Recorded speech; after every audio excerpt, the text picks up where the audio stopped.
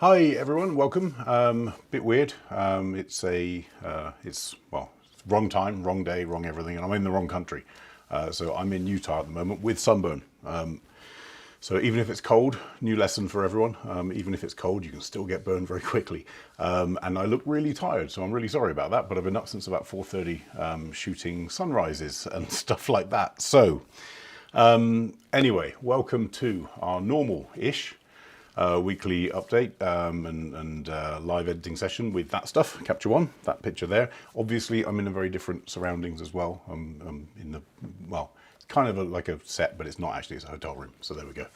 We're gonna get over all of that. So we're gonna ignore the red face, we're gonna ignore the surroundings, we're gonna ignore the fact it's a Friday and at the wrong time, and spend the next hour editing in Capture One, just like we always do. So a few things to cover. So first off, where did I see?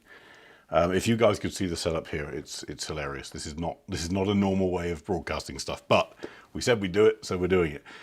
Someone just mentioned apparently, oh there we are, Paula. Adobe acquired Capture One. Oh, we got some really big text there. That's kind of weird. Let's just change that so we don't obliterate everything that everyone's saying. So yes, Adobe have not acquired Capture One. Neither are Capture One switching to JPEG only. They were both April Fool's things. And no, Powell, they're not going to be doing anything with GIFs either. So no, Capture One is still there as a raw editor. It's what we're going to be using today. And we're going to continue using raw data, not the JPEG stuff. JPEG stuff's nasty. That's what we output. It's not what we input. So let's have a look at what we're going to be editing in, which is Capture One version 22. The actual release number is 15.1.2, and 15.1.2 is the current version. If you go to your CaptureOne.com account and download it, that's the version that will come down. If you're not on 15.1.2 and you're on a subscription, you should include that. You should be able to get that. It's not free, you pay for it, so you should include that in your current version. If you're on a previous version, so Capture One 21, Capture One 20, or 12 or 11 or whatever, you've got choices. You can either miss some of the features that are in there, you can upgrade, or if you're on a subscription, then you can switch across at any time to the latest copy. So news, so a couple of questions. Brian, how great is it to be traveling again? Really great. Although we've done, this is probably trip sort of 5 or 6 since pandemic stuff. But yes, it is nice to be, it's nice to be out in some fresh air in a different place for once. Shooting your backyard is a great idea, but not for 2 years. So yeah, it's good. It's all good. So this is Capture One 22. That's what we're going to be using today. And fun time. So someone's just mentioned, Paula, congratulations on the red face. Yeah, and the Stars Pack. So Styles Pack, let's just cover that quickly. We're going to go into it in a second anyway, just to show you some of the stuff that's in there. So yesterday we launched the Elevation Styles Pack. So there are 4 landscape styles and 4 cityscape styles. Each of them has 4 variants. We're going to cover that quickly today. Next Friday, the 8th of April, there is a session with David Grover and I, which will go in depth into exactly the right way of applying styles. This applies to all styles, but these are the ones that I've built with Capture One, so they've got my name on them, for better or worse. And these styles are designed to take your landscape images or your cityscape images into a graded look, so a look that will have a feel about it rather than just the raw data. And what we've tried to do is get a way of getting people to sort of 70% in one click, as it were. And then the idea is that you can play. You should be deconstructing styles. You should be playing with it, and the extra 30% is the stuff that you bring to the table. So please do that. So Ben, how do we fix sunburn in Capture One? Easier than you can on a video camera. I can tell you that right now. Right now, I can tell you my settings at the moment are really green, really warm temperature, and really low saturation, and it's still pretty bright. So if you have a look down in the comments, you will see a link to my page for the Capture One style for Elevation. There's also links on CaptureOne.com, obviously, and you'll also find later on after this session in the description the link to next week's session with David Grover, which will cover everything. So let's have a little look. Let's go into Capture One itself. Here we are, familiar world, familiar territory with Capture One. So Capture One, generally pretty easy. Browser on the right-hand side, picture in the middle, and folders on the left-hand side, or more importantly, all your adjustments. Now, the styles packs that we've created. So under your styles tab in here, if you install it, you will find you've got a new folder under custom styles called Elevation. And in there you will find different styles, for instance, landscape, cities, and so on. So let's just disable this one here. So this is the original file. And we've got the option now of adding in different styles. So we've got our Blockbuster Style, which is effectively a movie type scene. A lot of people will call it teal and orange, or orange and teal. It's not quite that. It doesn't do all of that stuff, but it's got elements of that. We've got Hot Rod, which makes stuff super red, super white as well in some cases. But the key thing is this is previewing as if we'd put it on the background. So in other words, replace all of the adjustments I've already made to the file with this styling in totality. If I right click instead and say apply to a new layer, so let's take Blockbuster, and with our highlights one, or even shadows actually, we can right click and say apply to a new layer. You will end up with a different look to if you apply it to the background. And the reason is because in our background itself, we've already got some adjustments around things like white balance. So we've actually discovered this quite a lot with usage of styles, and it's not just the latest styles pack, it's all styles packs, which is I think the expectation that we're going to take an image which has the wrong white balance or overexposed highlights or underexposed shadows and stuff and apply a style that's going to magically fix everything. That's not what a style is for. So what a style is for is to apply a look to an image which has its basics in the right place. So with all styles, not just elevation, the first thing to do is to get your basics right, get your white balance right, get your lens corrections right. In this case, I didn't. There's a good example. But get your lens corrections right, get the picture looking good to start with as a base picture, and then you can apply a style over the top, in this case Blockbuster, which will then apply it to everything you've already done as a new layer. And then you've also got the ability, if you don't like the amount that it's done the style to, we can scale it back. So we can change the opacity of that layer. So I see loads of people applying styles onto the background layer, getting stuck, and then having to work out and go into all of these different dials and try and work out, well, what did they do in there and what did they do in the advanced color editor, and scale stuff back. And it's painful. It puts you off of using styles. So I would recommend genuinely, regardless of what styles you use, even your own, if you've created your own, go onto the background layer, get your base image correct, then apply a style on top. And that's basically the workflow. Then you can back it away or increase it if you want. And we've got loads of these things. So that's golden hour playing around. Where are we? I think this one's, oh no, that doesn't have a style. Let's just put velocity on there. So again, apply to a new layer. So we go from there to there as a cityscape. And again, it's designed to be 100% so that you can scale back or scale up based on how much you want to apply it to that city. So all of these styles are in that pack. Knock yourselves out if you want to. Don't if you don't. I like this one. Hot Rod's cool on cities. But yeah, that's the deal. Go on to capture1.com. You can get access to those. They will get you to 70%. That's the whole point. They're not designed to replace your grading, your look, your feel. They're designed to give you a bit of a boost and a bump up. So that's the deal. There we go. We can move on collectively. So Prasad, am I carrying the M1 Ultra or the M1 MacBook Pro? Well, if you mean am I carrying the M1 Studio or M1 MacBook Pro, both is the answer. We're gonna try some cool stuff. Let's call it on location. And Ben, yes, there is indeed a style brush for red skin. Unfortunately, again, doesn't work for me here in this video. And this is now going to be immortalized forever. So, oh well, life. Ralph, yes, always apply styles on a layer. Your recommendation, absolutely. And it's one thing that I don't think we talk about enough in this styles pack, in the elevation set, in the user guide for it. You know, we repeat it and repeat it and repeat it. Use it on a layer because it gives you so much more flexibility. So if I like the amount that it's done, I can actually, there's even max versions of these which go really to one end and use all the dynamic range in the camera. But more importantly, on a layer, I can scale back So I can go to, maybe I only want it to 80%. Maybe I want to tweak it some more, and I can do that on a layer. I can't if I've just gone to the image and just clicked and applied it to the background. Okay, let's just get rid of Ralph's comment. There we are. Where are we? Tim.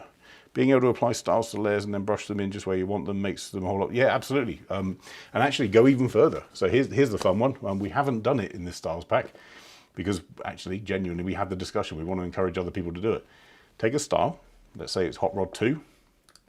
Right click. You can save that style as a style brush. So you can absolutely, you can do what Tim's saying, which is you can go and put the style onto a layer and then brush in or out the bits that you want.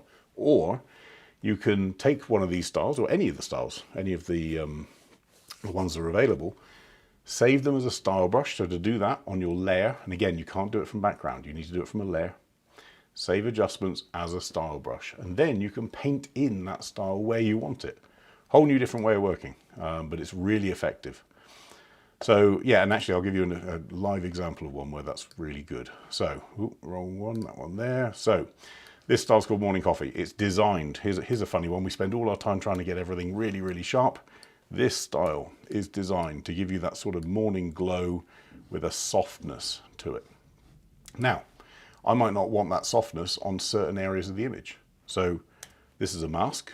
I can go in and I could maybe, let's just get rid of our mask, put our opacity all the way up, and I could remove it from here. Now obviously it's going to change the color in this case, so we've got to be a bit careful with what we do, but I could, you know, remove sections and certain elements of it by playing with the mask, and I can't do that if it's on the background.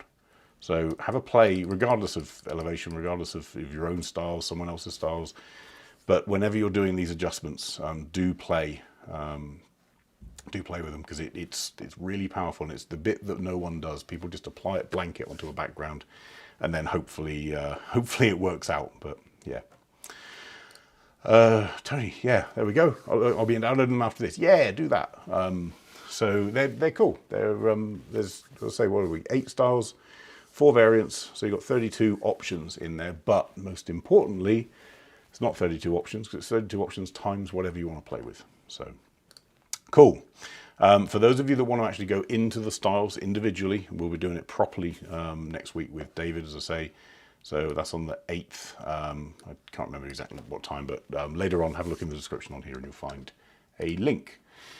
So all that out of the way, yeah, let's move on to some edits. So Fabrizio, sorry, stumbled on your name. A deer, obviously, I can state the obvious too. Let's just have a look in here. We've done quite a lot of wildlife ones, and they tend to be a very similar setup. They tend to be a very similar approach, and the same things kind of start sort of catching up with us. So this is the existing edit. So let's just do a before and after. So before and after in Capture One, press the Y key on the keyboard, and we get our little before and after swatch come up that we can drag from left to right, and we can see pretty much the raw. It's not exactly the raw, just bear that in mind. There are some bits that Capture One has already tweaked at the point that it comes in here, and then the one with the edits. And I'd say genuinely, if I look at this picture from raw, and you can hopefully see it on the screen, you can if you try something, squint your eyes a little bit. So just sort of close them until you can just about see the image. And you'll see the contrast point is the deer in the middle, but it's the darkest part of the image. Now, there's nothing wrong photographically with using darkness as a way of driving the subject. So we always try and build light, and that tends to be the way that we try and push people to see the subject that we're trying to show them. But in actual fact, you can use darkness just as well. In this case, Fabrizio's clearly tried to lift up the deer in the middle and darken the outside.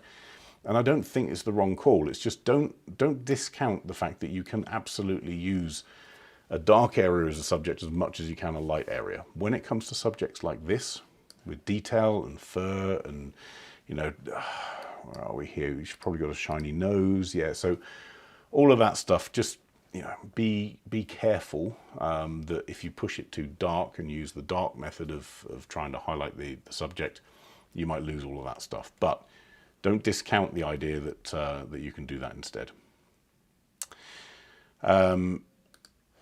Okay, Barry's just said screen is messed up. Sorry. Where are we? Oh, you're right. Sorry. Something weird has happened there. Bear with me.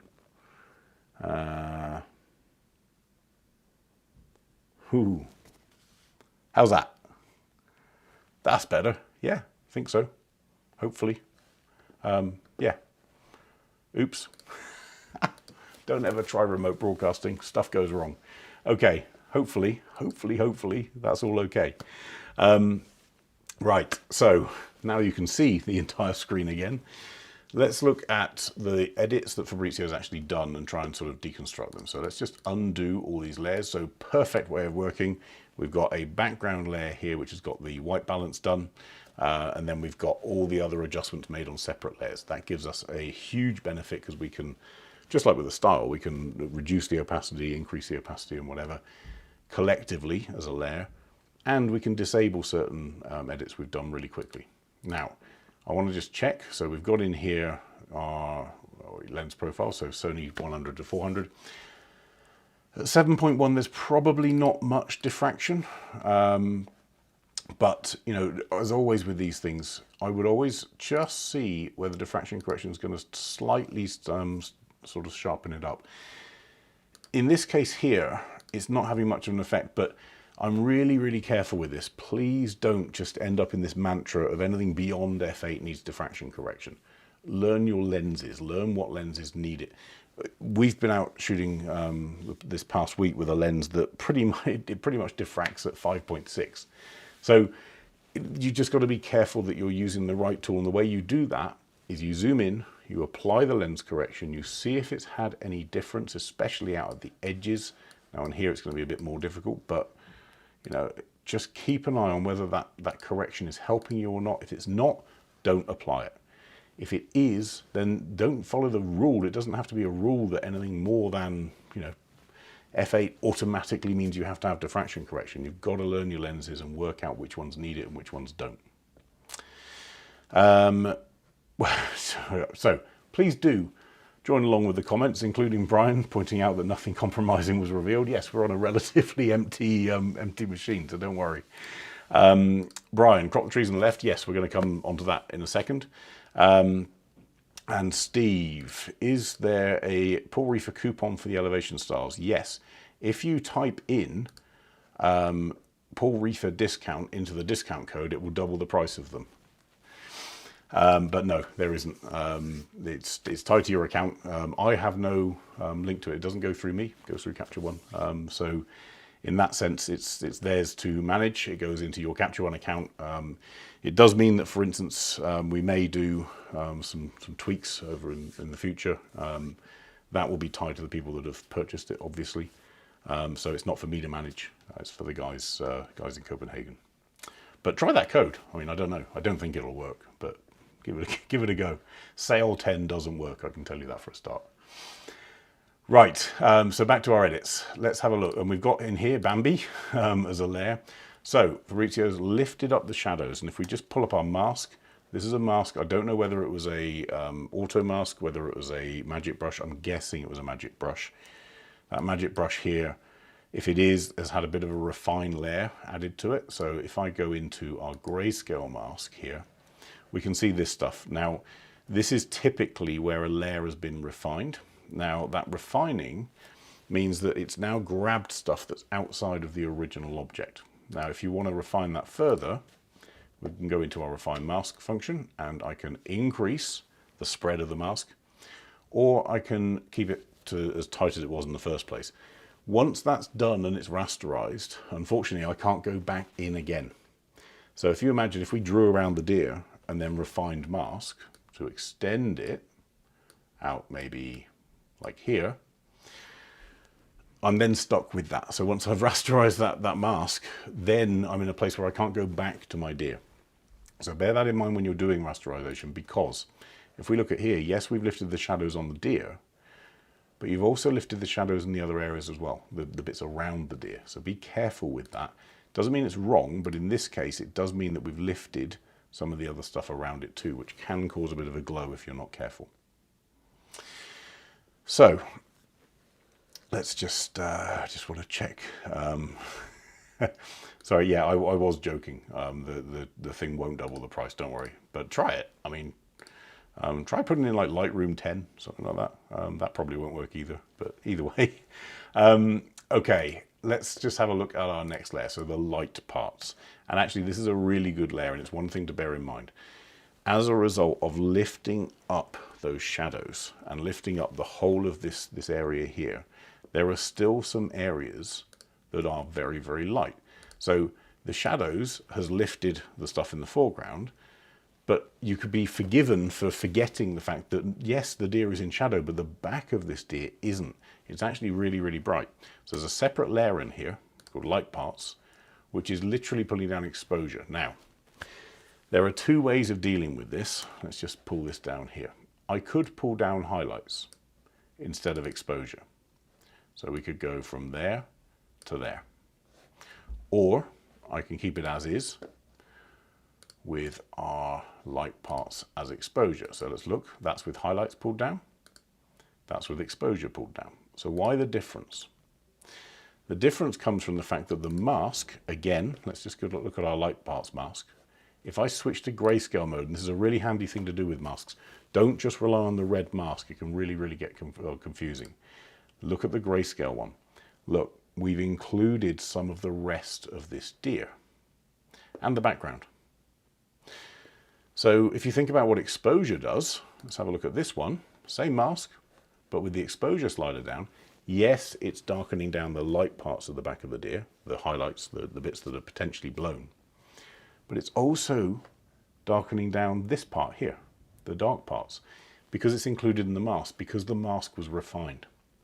So be careful with refining the mask, because as you start to spread the mask, you start including things that weren't necessarily in the mask. Feathering the mask is sometimes a more effective way of just softening the edges of it. And remember, when you use a magic brush, you've also got the ability in here to do the refine edge automatically within Magic Brush too. So have a little look at what you're trying to achieve. So are you trying to spread that mask out, or are you trying to soften the edges? Depending on that, use either refine edge within Magic Brush, refine mask within your layer, so right click, or use feather instead, because this spill over here using exposure means that actually this deer, let's just get rid of the mask itself, the light parts has lit up darkened down the back of the deer, but it's also darkened down this front bit, which we've just spent time lifting up in the shadows. The way to get around it is to use highlights instead. So with the light parts on this one, the one that I've changed, it's the same mask, you could see, but instead of saying all exposure down, which means anything in that mask is now going to be reduced in exposure, what it's now doing is it's saying, okay, within that mask, only take the highlights and pull them down, which means right on this join here, we start to get a much better sort of marriage of those two areas, because we're not further darkening the dark part that it joins up to. So there's nothing wrong with doing it in the method that Fabrizio has, with using exposure to pull it down, if your mask is accurate. If your mask has been spread and bled as a result of using refine, you could end up inadvertently pulling down some darkness in an area that we've just spent time trying to lighten up. Right, couple questions, where are we? Ralph, at the end, our eyes are not only drawn to light areas, there needs to be some contrast. Absolutely, and that's I think a really important thing, and it's why I was sort of mentioning at the very beginning this shot.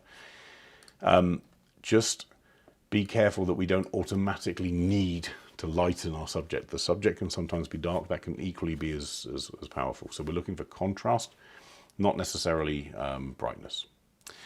Where are we? How about using the eraser to eliminate the mask outside? Absolutely, we can. So it's a good point, Bruce. But I'm going to have to be so accurate. If we think about where that mask sits, I've got to be really accurate. And actually, it's not just a simple simple join. It's a feathered sort of join. And I don't need to, because all I need to do is, instead of using exposure, just use highlights. All of this stuff here, if you look at my orange bar on the left, all of this stuff here sits in the highlights, it's in the upper part of the histogram. This stuff here sits in the midtones or shadows. Well, it was originally shadows until the shadows were lifted. So I've already got a separator.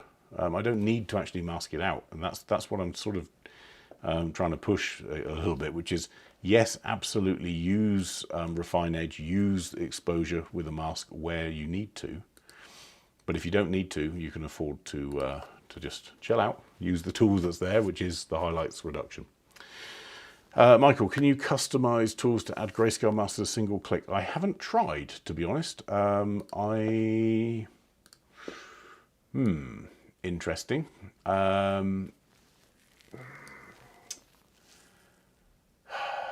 If I edit the keyboard presets, let's just have a little look. I'm not sure whether.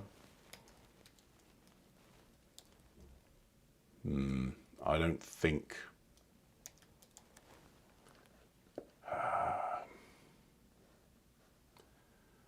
I'm not sure we can necessarily.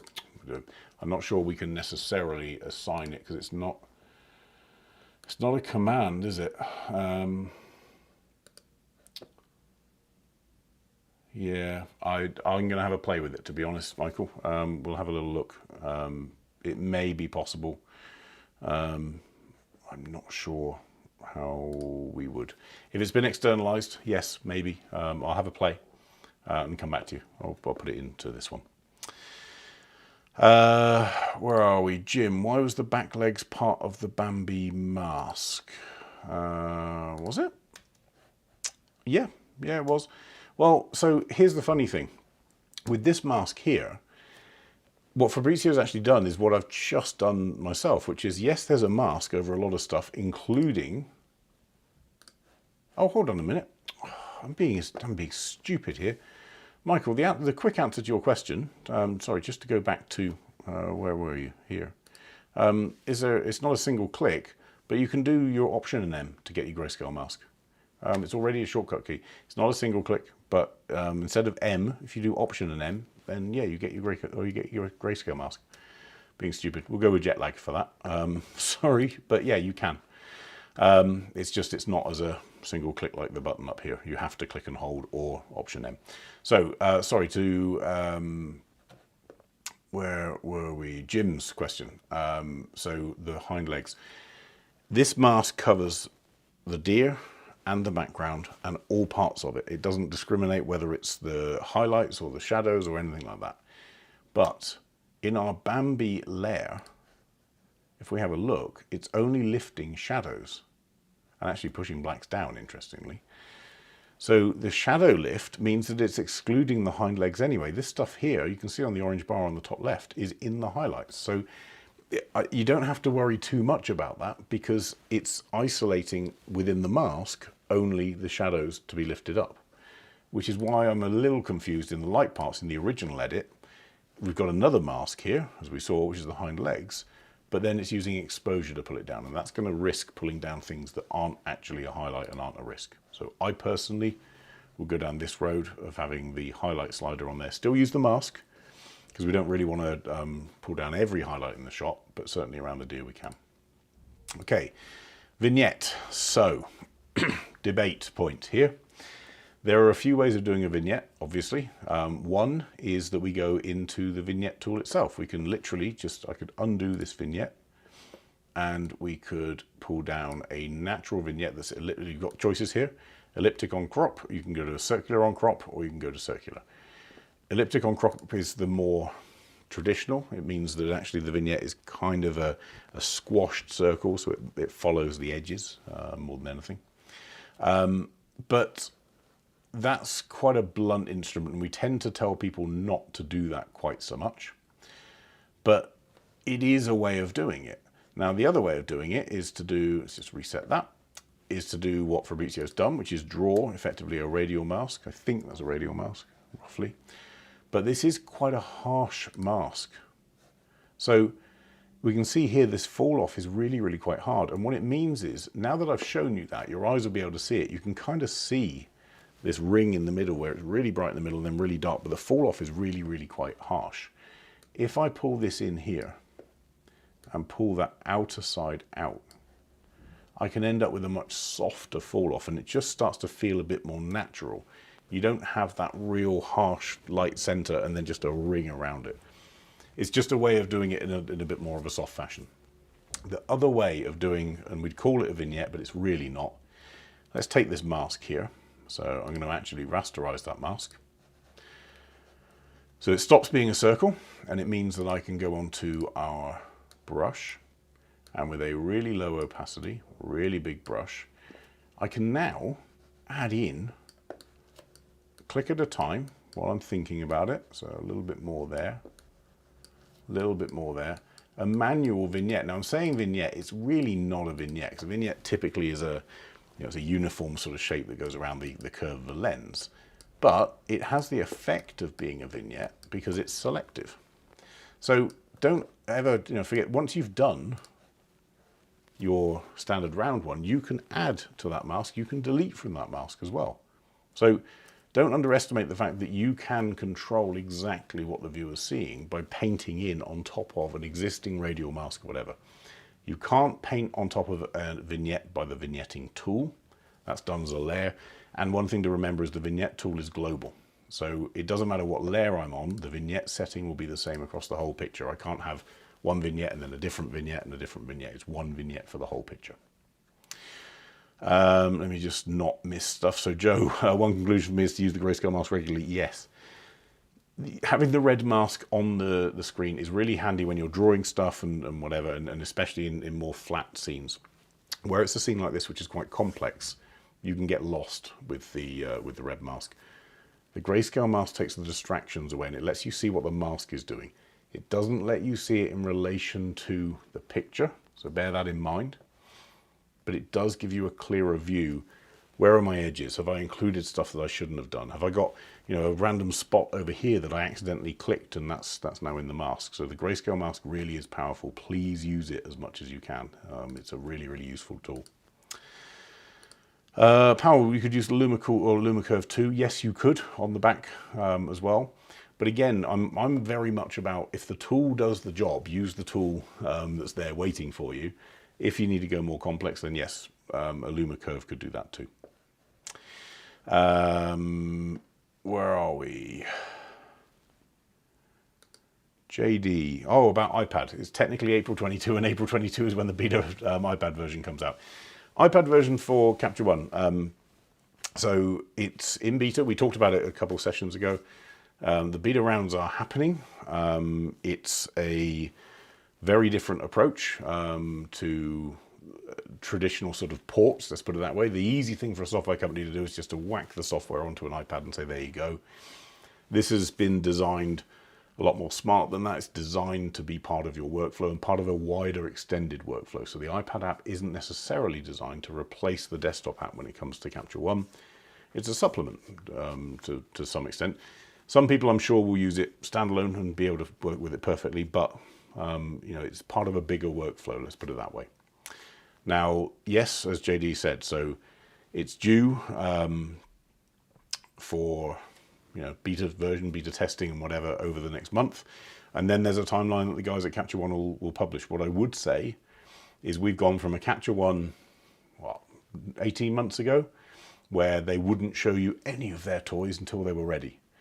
Now you've got a Capture One that are opening up beta programs for new tools. So Capture One Live was in beta for a while. Capture One for iPad is in beta. Those things and the publishing of plans and everything like that, they're great. It's great that these things are now happening.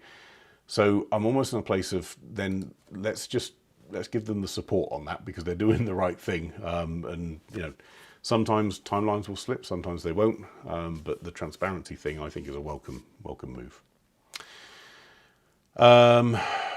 Where are we? Just checking through some other questions. Right. I think, yeah, okay, we're sort of caught up on most stuff. Okay, so vignette, yeah, just bear in mind there are different ways of applying that vignette, but the applying the vignette thing, you've got to think about the circumstances that you're delivering that vignette into. If the round one works, then go for it and use the vignette tool. It does a good job. It's an even distribution of darkness around the corners. Want something more specific? Want the vignette off to one side? Then use a radial mask, just like Fabrizio did here. If you want to actually build in to the picture, then use a radial mask maybe to start with, and then brush, just like you saw there. So, you know, we can pull that up there, and that's not a bad way of getting light to fall where we want it and darkness to fall elsewhere. Right, let's carry on through Fabrizio's layers. So our highlights layer. Now the highlights, funnily enough, is the opposite of the vignette layer that he'd created. Now this highlights layer is pulling down the highlights even further, so not just on the deer, but it's applying to everything in that background. Again, it's not a bad call to do, and actually it's done a good job. So if this is the sort of icing on the cake. It's darkened down those highlights again. Bear one thing in mind, when you do darken down highlights, you can give the effect of increasing saturation. So if you look at this back here, even though it is, it's a highlight, and it's meant to be, the same color, I guess, as here, we know that this bit is in shadow, this bit's not, so this bit's going to be darker. But what's interesting is by pulling down the highlight, we've also almost enriched some of the color. So by darkening it down, it goes from being quite washed out to giving the appearance of being more saturated. It's not, the luminosity's just been dropped down. But you might find then that the shadow part in the front needs a little bit of a boost. So you could go into this Bambi layer and choose, in fact, how are we going to do this? We're going to create a new layer and call it Deer Front. Copy the mask. We're going to copy the mask from Bambi. So don't forget you can do that once you've done a mask once. You shouldn't need to redraw it several times. So with my mask there, I'm now going to choose the Luma range. And with our Luma range, I'm going to discount all of the really dark bits and discount really light bits, and then put a really soft fall off. The reason for the soft fall off is so you don't notice the mask. So we go into sort of there. That's done a good job there. Bit of softness on it. Okay. Now with this layer, the deer front, I'm going to warm up. There we go. So warming up that layer. And what I'm trying to do is, I know these two are in shadow, but because they've been treated differently without this layer, look at how cold that shadow feels and how warm the part in the sunlight looks. So we've got all of this stuff here that's warmed up the overall image, but the shadow on that deer is still really, really cold light. If I do that, we can warm up the deer's fur in the front to match the perceived saturation and temperature of the fur in the back, which has had its highlights darkened. So it all factors in. Now what I've just noticed, and you can see it yourselves, as a result, remember, of that mask going beyond just the deer, we've got some other bits. So we've also warmed up the bits around the deer. Well, here's a real good use for your grayscale mask. Eraser, a bit of a hard brush, 100% opacity, and with our grayscale mask, I can really quickly get rid of bits. Now, those of you that have erased stuff before with the mask with the red, you'll know as well as I do, you miss bits. In here, I don't have to be completely accurate, because remember, we're only, oops, not that inaccurate. We're only warming up the fur a little bit, but just bear in mind that the grayscale mask is going to be a lot neater for you getting rid of stuff that you don't want out of a mask than trying to play hunt the red spot all over the picture. So over here, through there, I'm going to leave some of this just for time, because it's going to look really boring just watching me erase stuff. But you get the idea. So the grayscale mask, again, really useful, because I can see exactly where the bits are that I don't want and really, really quickly get rid of them. Whereas if it's on the red mask on the layer, quite often you can miss that stuff. And you end up with some random, part of the sky with a random sort of green tint to it. And you're like, where did that come from? Well, the reason is it's probably a part of the mask that we haven't quite tidied up. So with that mask done, we've now got a warmer deer in the front to match the deer, or the deer's body in the back. Highlights measured correctly, shadows measured correctly, and we're in a pretty good place. Then back to, who was it last question? Sorry, I forgot. Oh well. Oh well, that was very flippant, wasn't it? I can't remember who asked. Someone about getting rid of the trees.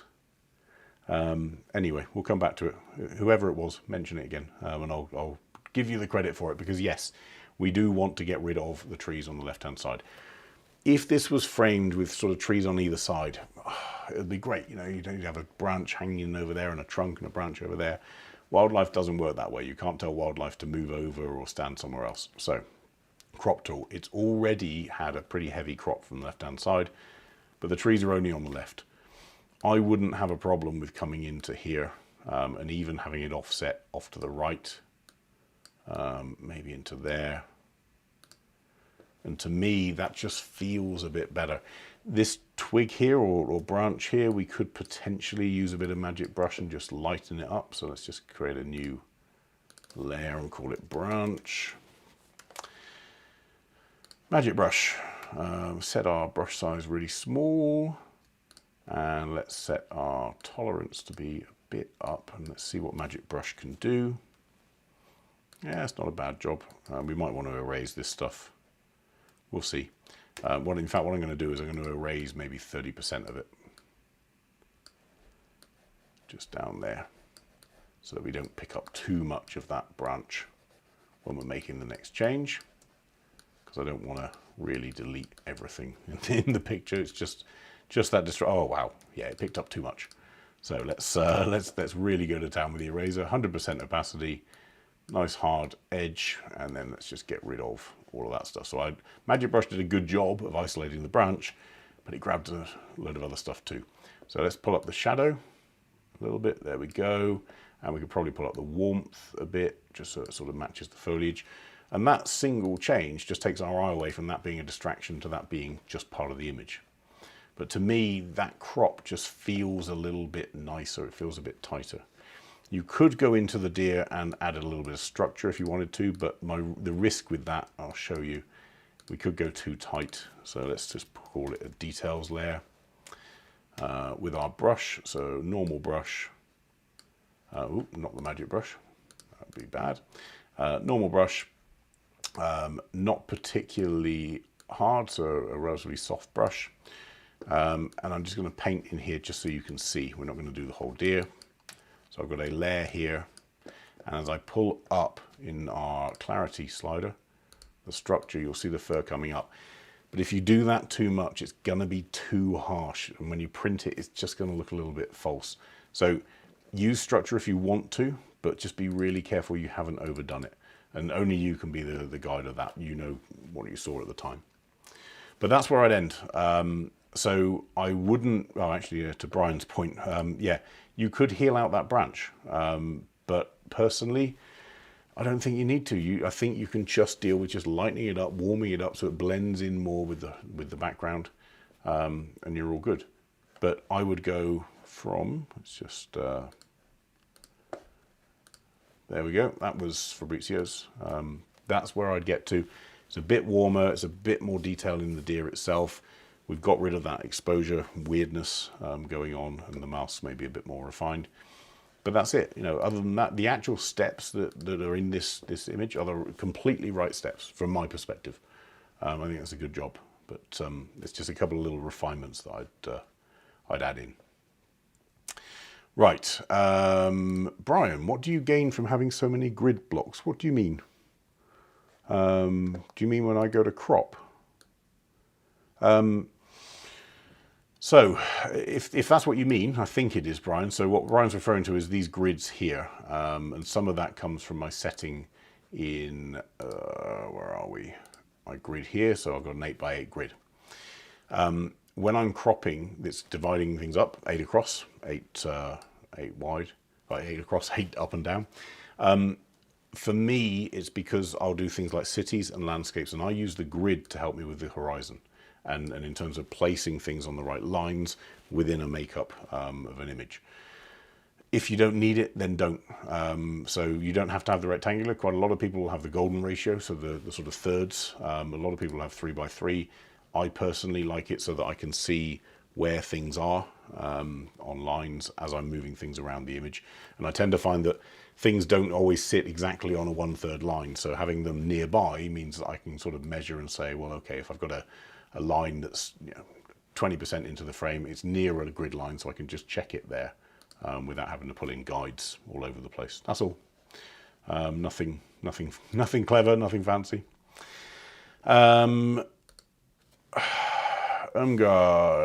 Is there a good way to declutter some of the background of the deer? So I'm guessing we mean out here, potentially. So let me show you how we could do it. If I go onto our, I think we had our Bambi layer. Yep. Okay. So new layer, and we'll call this one Ermgard's layer. You get your own layer.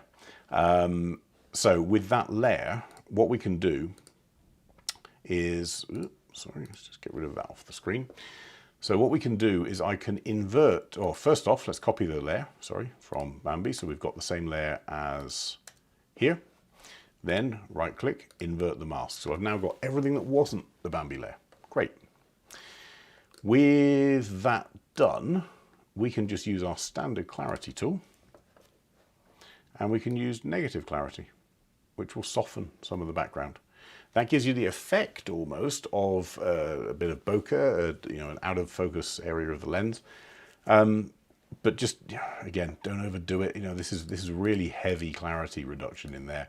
If I just temporarily, so that's without, that's with, you can see it's a pretty heavy way of blurring it, but that's one way of doing it. If just removing the, oh, sorry, we've got a weird, don't do things remotely, Paul. It doesn't help. Let's just come out of there. There we go. Right. So you can use light, you can use the darkness stuff to push focus into the right place in the image. You can also use focus, so you can use the lack of clarity or increasing clarity to drive the viewer's attention to the right place. Clarity is one way of doing it. If you've got a shot that's already out of focus, you can get away with it, but don't push it too far. That's probably too much to my book. You probably want to sort of stop at maybe halfway at 50%. That might help remove some of that impact, but not all of it, I'm afraid. So if you wanted to do that, you'd have needed to be on a, whatever, 1.2 lens or something like that to really isolate the deer. Doing that after the fact is kind of tough. Okay, let's move on. Noel's shot. So he, I think from memory, has reassured me this is not the latest wildfire going off in Australia. This is an intentional burn. And the question was how to make it more dramatic. And my answer is it's probably already pretty dramatic. So this is the raw out of camera. So whenever you want the before and after, remember that you just press the Y key on the keyboard or go to the before and after button at the top of the screen here. But I would say this is already plenty dramatic, that change. What I'm not a fan of is how deep blue here and sort of brown, and I know the smoke is brown and yellow, I know all that stuff, but it just seems a bit too poisonous, actually. That's what it looks like. It's poisonous smoke.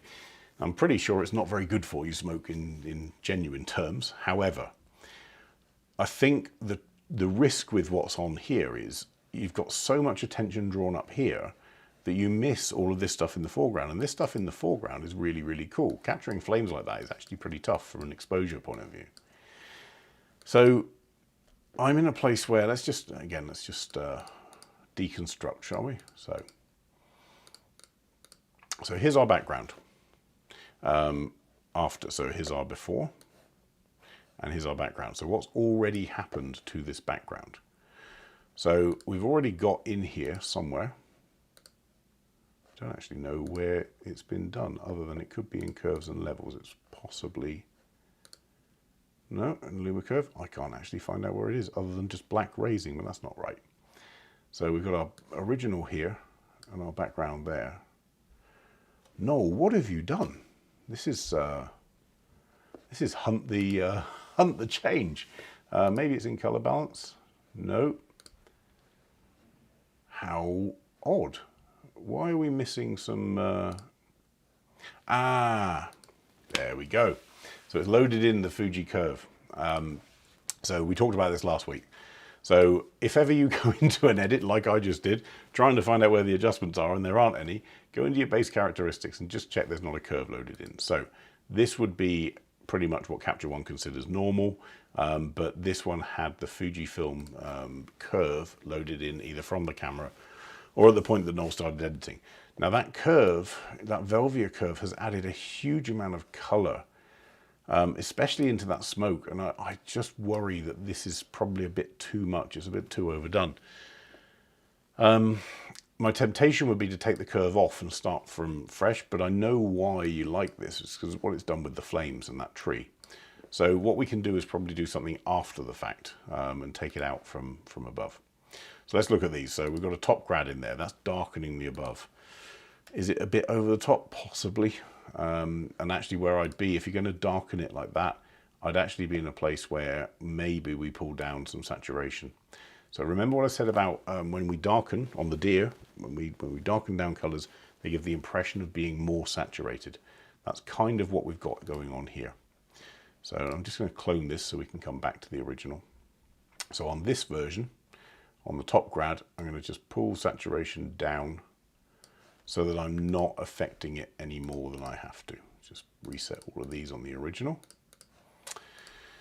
Right, next layer, the tree right-hand side. So that's literally a case of lifting up some of this stuff in the background here. So beforehand it was a little bit lost, so to get the definition back, we've lifted up. That's done a pretty good job actually of just lifting exposure to be able to see that tree.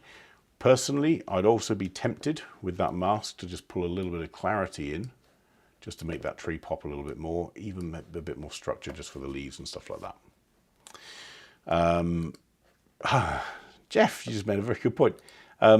This is why I would like any changes to be highlighted by maybe a red thing. I would too. That would be fantastic. You know, the ability to see very quickly these are the things that have been altered and these are the things that haven't would be great, especially for me on these sessions, but we don't have that right now. So we'll go with this for now. So that right-hand side, good call, pulling that up. Then smoke adjust. This is lightening some of these areas up. So it's a nice little mask. It's done a good job. And the way that it's doing it is it's using clarity to, so remember what clarity does. It lightens light areas and darkens dark areas relative to each other. So in this case here, where you've got this smoke overlapping the dark areas, it's lifting where we've painted here and applied clarity, but it's also darkening the darker areas even more.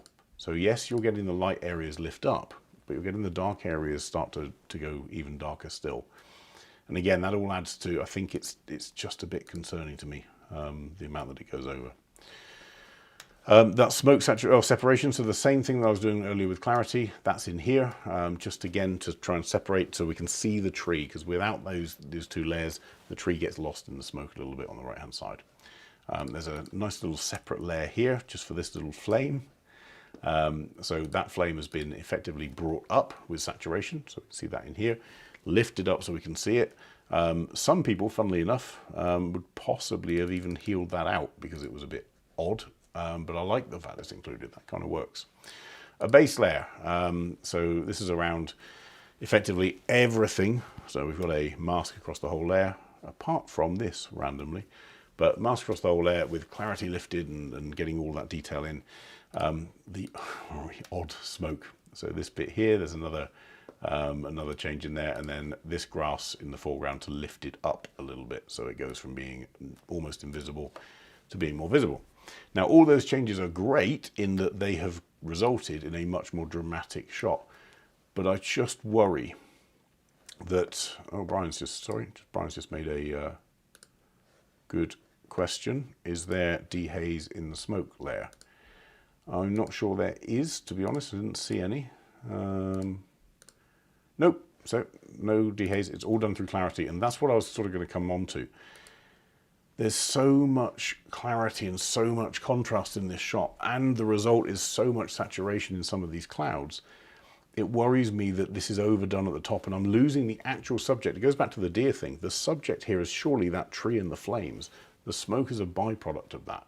Maybe I'm wrong, but I'm not a fan of making the smoke such a big feature.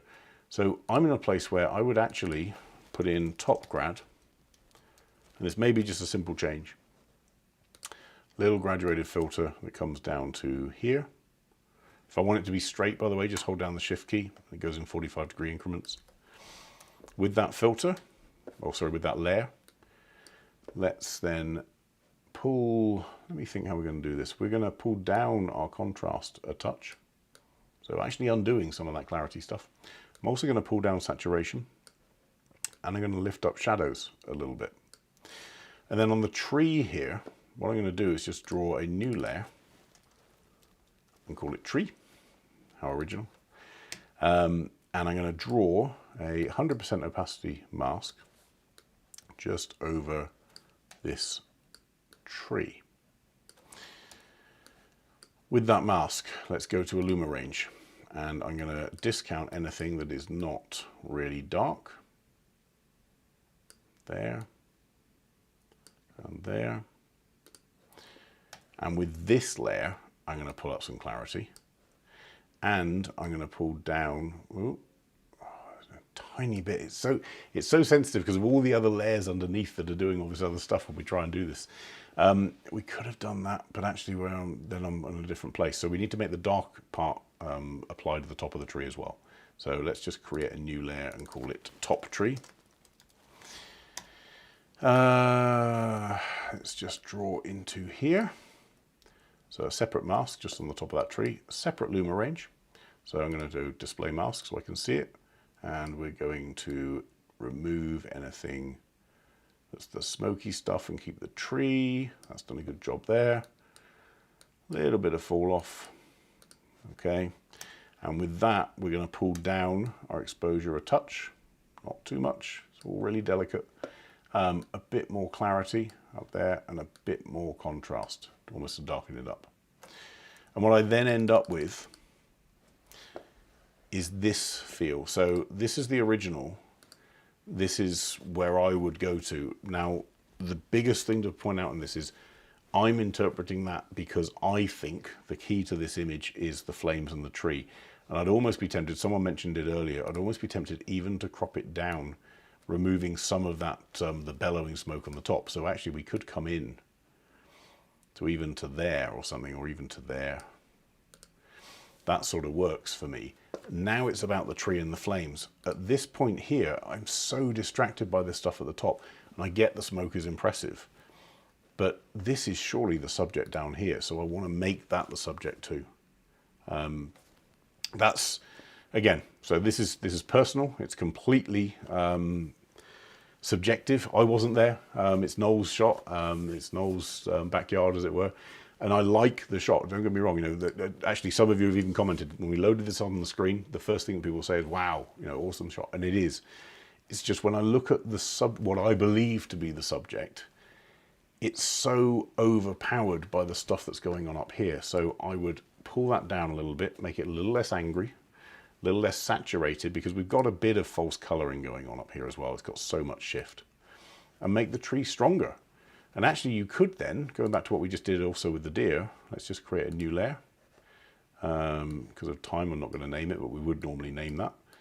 Really, really soft layer here.